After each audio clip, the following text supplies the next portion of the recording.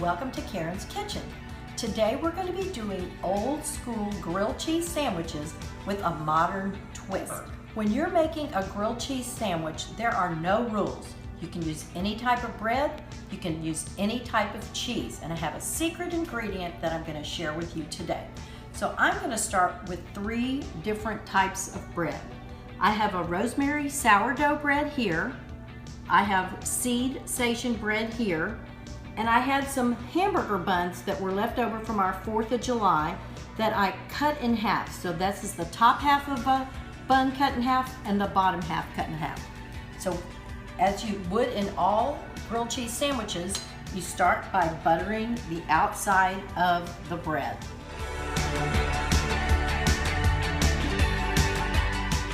And then I go ahead and turn on the griddle pan and get it heated up. And then I'm going to put the first piece down, face down. Here's my secret ingredient. I have 3 different preserves here, and each of these preserves, just whatever flavor you like, but each of them pack a little bit of heat. So it's gonna give you a sweet, hot flavor.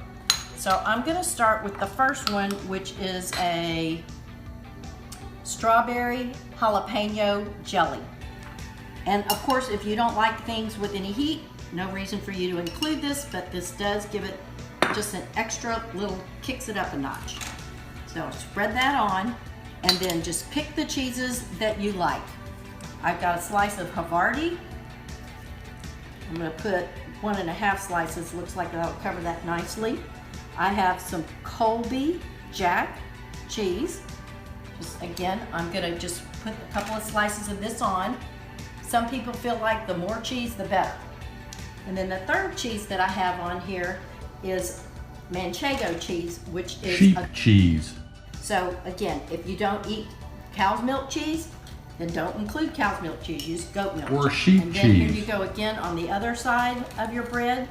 Again, you're gonna put your little sweet preserves with a little heat on it, and then place that face down, and then we're back to buttering the outside piece of your bread.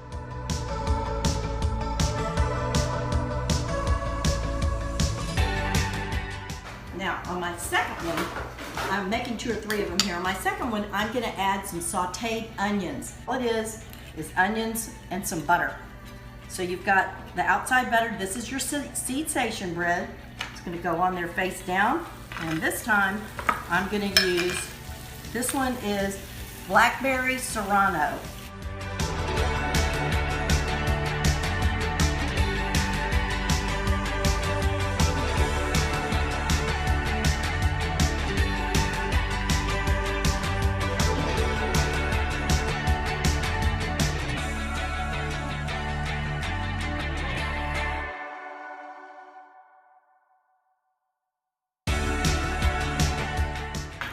And then you just check on it and see if it's ready.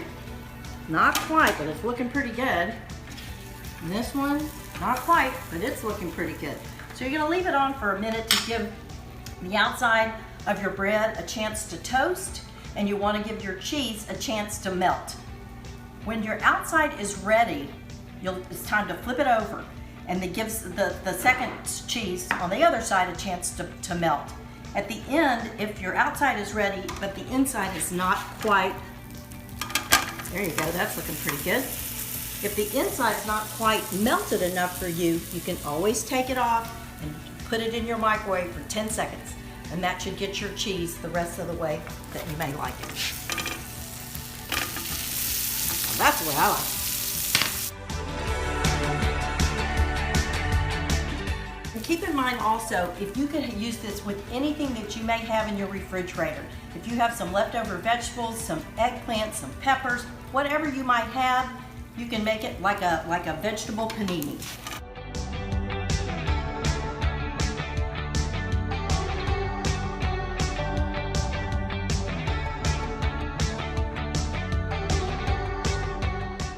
I'll start getting my third one ready so that when it comes off the pan, I'll be able to do it. So I'm going to do the inside of this bun. You can see that this was the top part.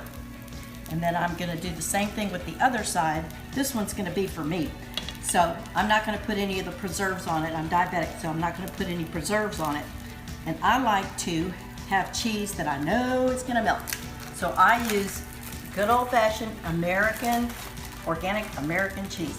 Plain old cheese. All right, let's check on our, that's looking pretty good. That's looking pretty good. I'm gonna take that off and set that over there. I'm gonna take this one off, turn my pan off, move it out of the way. And then that, let's see how this looks. I'm gonna cut it open and